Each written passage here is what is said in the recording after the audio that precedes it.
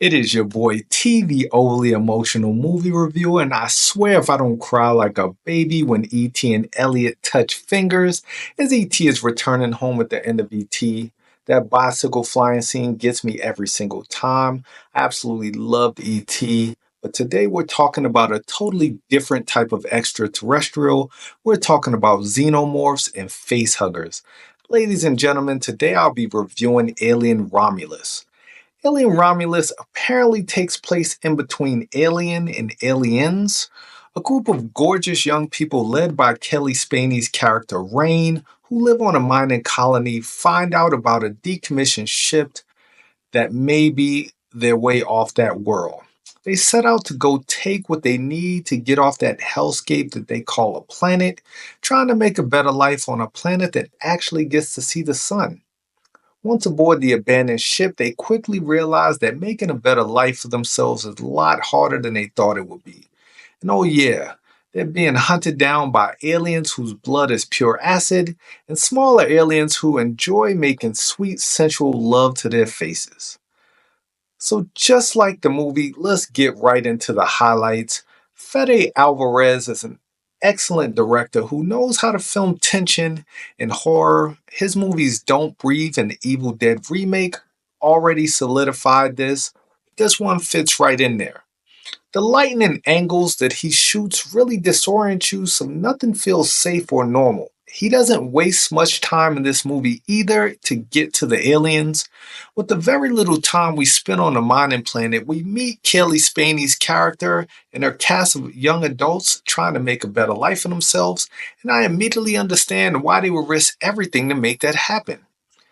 Once we get on a ship, we quickly get right to the chase, literally. Another highlight is simply the cast. Every single actor and actress in this movie, we got Kaylee Spaney, we got Isabella Merced, Archie Renault, Spike Fern, and Eileen Wu. They're all really dynamic in their roles. Each character comes across as totally believable and they felt like a real person. But to me, the real standout of the film, though, was David Johnson, who plays Andy. He's Rain's android brother, who really is her only family. He has to do most of the heavy lifting in this movie, being emotionless, yet being the absolute heart of the film. His performance is superb, and I hope we get to see this Londoner in more future projects in the future. The action and suspense in this movie is on par with the Alien franchise. They took a lot of cues from the first two movies to try to set that same dark, dank, tense atmosphere that, for the most part, it really works. There are callbacks to those early Alien films, along with Prometheus being jammed in there as well. Being someone who watched all of the Alien films so long ago, I forgot most of the happenings of them. And some things came back watching this movie, but a lot of people are griping about the fact that there's just way too much novelty in this movie for their taste. As someone who doesn't hold Alien franchise as high as others, the nostalgia works pretty okay for me. It didn't come across as too much, except for one particular scene, one particular line that completely felt forced and out of place. And once you see it, you'll know exactly what I'm talking about. Which leads me into my lowlights, because the ending of this movie to me was a complete mess. The movie should have ended about 15 minutes before it did, and this seems to be a running trend within recent movies. This movie came to a logical conclusion with a hint of intrigue that could have definitely been saved for the next film, but instead of we get a second ending, and this one was a bit too much for me. I didn't enjoy the last 10 minutes of this movie as much as I did everything else up until that point. But that's just my gripe on the movie. You might have a totally different view on it, so definitely go check it out and hit me up in the comments on your thoughts on the ending. So, who is this movie made for?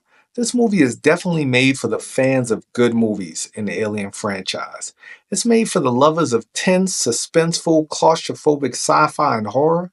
It's for anyone who enjoys the Alien Isolation video game and anyone who enjoyed good, chest busting good time. I definitely recommend this one be seen in the theaters for the visuals and the sound design alone. Fede Alvarez made a visually unique and stunning space horror that does the Alien franchise justice.